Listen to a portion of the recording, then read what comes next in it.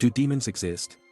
Some have said that demons are purely a metaphorical representation of human sins, that there is no real form to them. I don't agree. I have experienced them during my healing work, and whilst I will share that in a future video, this video will aim to answer questions such as: what are demons? Were they ever humans? Is there a hierarchy to them? Why do demons choose to possess a human? When they do possess a human, what are the characteristics that distinguish a demonic possession from that of mental illness? What is exorcism? What requirements must be fulfilled before someone can undergo a possession? What is the process of exorcism like from the Catholic perspective? How many rounds of exorcism are necessary before a person is freed from the demons? Who are some famous exorcists, from ancient to modern times? Do exorcisms occur in other traditions besides the Christian tradition? And all these in 10 minutes and less. Without further ado, let's start. There are different theories about the origins of demons. In Muslim tradition, they believe that God created three beings at the beginning of time: the angels made from light, humans made from earth, and jinns made from fire. The jinns, who are separate creatures from the angels, are the demons. In Christian theology, however, the dominant belief is that demons are fallen angels. When God created humans, he wanted the angels to bow to the human, but the most perfect angel, Lucifer, because of his ego, refused to do so. As a result, Lucifer was banished to earth. 1/3 of all angels chose to follow Lucifer instead of God. Based on the Book of Enoch, there are about 200 of these fallen angels. These fallen angels are said to mate with human women whilst they are on earth, producing a hybrid giant species known as the Nephilim. During the Great Flood, many of them perished. When the Nephilim die, since they were neither angel nor human, they have no designated afterlife destination to go to. Therefore, their souls end up being stuck on our earth plane. These Nephilim souls become the demons we know today. Because they inherited the supernatural powers and abilities of their angelic fathers, they are far more powerful than any human, both when they are alive and dead. This theory that demons are the souls of Nephilims made the most sense to me. No matter the origin, demons are generally considered malevolent, and by possessing humans and animals, can cause physical, emotional, and mental harm to their host. There is a distinct hierarchy within the demons depending on their powers. In the Kabbalistic tradition, the most powerful demons are the Qliphoth, the dark side of the Sephiroth, or the 10 divine emanations of God. In the Judaic, Christian, and Muslim traditions, these are the more powerful demons. Satan, alternatively known as the devil, Lucifer, or Beelzebub, considered the prince of darkness and typically the leader of the demons. Azazel, associated with rebellion, temptation, and evil deeds.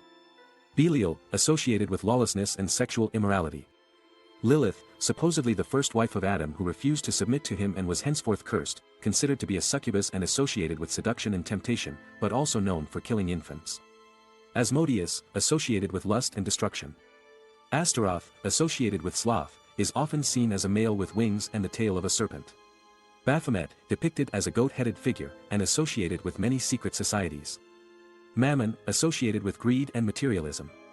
These powerful demons often control lesser demons, who in turn control earthbound spirits attached to a person. An appropriate metaphor is a Russian doll. During therapy, as you peel back the layers, you will discover a horde of beings, both formerly human as well as demonic, within a person, with the strongest demon controlling the rest. Whenever the demons are questioned, the common refrain they give is, "We are legion." From the Christian perspective, demons are using possession as a mean to oppose the will of God. The target of the possession is oftentimes a woman who is faithful and pure. There is a common story that God gave permission to Satan to wreak havoc on earth till the second coming to test the faith of his people. In the Catholic tradition, possession is divided into 4 distinct stages: infestation, oppression, obsession, and possession. The first stage, infestation, is associated with paranormal activities commonly associated with a haunted house, strange sounds, poltergeist activities, or seeing shadows. The second stage, oppression, is when a string of unfortunate occurrences or unfavorable circumstances like illness, financial difficulty, or interpersonal issues start to happen to a specific person targeted by the demons. The third stage, obsession, is when the demons start taking control of a person's thoughts and feelings, resulting in compulsive or obsessive thoughts and behaviors. In the final stage, possession, the demon has successfully taken over a person, such that the person lost control of her ability to control her thoughts and behavior. The most reported characteristics of possession include: 1. A loss of awareness or recollection. 2. Displaying exceptional physical strength. 3. Contortion of their bodies in ways which are considered physically impossible. 4. Speaking in tongues or using a language which they have never learnt or spoken. 5. Suddenly developing a dislike for religious artifacts like crucifixes or holy water, or a reluctance to go to religious places like churches. 6. Intense emotional upheavals like fury, terror, or despair. 7. Self-harm or displaying intention to harm others. 8. Having secret knowledge of individuals that they couldn't possibly have known. 9. Hallucinations or hearing voices. 10. Suffering from strange physical illnesses that do not improve even with repeated medical care. Exorcism is the practice in which evil spirits, including demons, are driven out from a person, thing, or location. In the Catholic tradition, to qualify for exorcism, a person must first be willing to go through it, have demonstrated that they have possession-related manifestations and have exhausted all proper medical channels. Permission is usually sought from a religious authority like the local bishop, and in some cases, the bishop may choose to seek permission from the Vatican before exorcism is allowed. Once permission is granted, these are the steps that an exorcist usually goes through to perform the exorcism. Preparation: the exorcist could spend some time in prayer or meditation. He will decide who will assist him during the ritual and brief them on what to do. They might gather holy water, crucifixes, and other sacred relics for the task ahead. Invocation: the names of Jesus Christ, God or saints are invoked to help with the exorcism. Prayers and scriptural passages are read to create a divine, protective space. The Catholic Church uses a specific book called the Roman Ritual for conducting various religious ceremonies, including exorcisms. Specifically, the exorcism ritual is found in a section called De Exorcismis et Supplicationibus Quibustum, of exorcisms and certain supplications. Confrontation: the exorcist may command the demon to leave the possessed person or location. Sacred objects may be used, including holy water, crucifix, relics of saints, the stole, a long, narrow cloth that drapes down in front and is slung over the priest's shoulders, and a sign of his authority derived from Christ, blessed oil and incense. He may also read various prayers and passages, including the Lord's Prayer, Psalm 91, passages from the Gospels, prayers of deliverance, and Litany of the Saints, a prayer that calls upon a long list of saints to intercede to drive the demons out.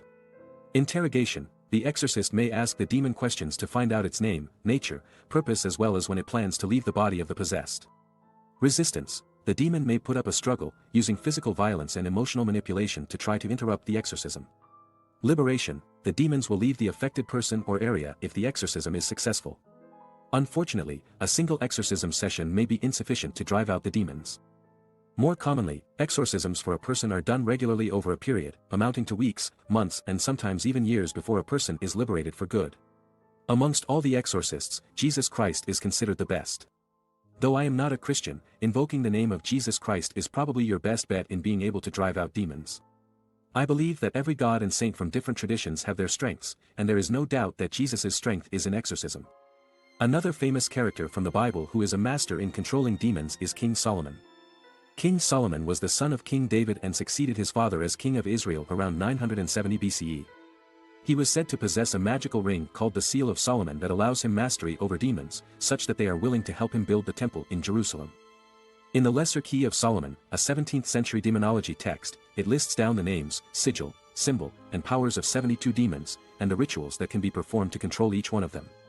In modern times, the most famous exorcist is Father Gabriele Amorth, an Italian Roman Catholic priest who was said to have performed thousands of exorcisms over his career. One of his more well-known cases involved Anneliese Michel, a lady who endured 67 exorcisms before passing away from hunger and exhaustion. Her life served as the basis for the 2005 movie The Exorcism of Emily Rose.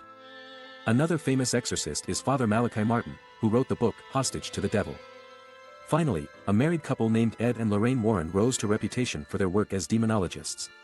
Ed was a self-taught demonologist and former police officer, and Lorraine was a medium and clairvoyant who claimed to have psychic skills.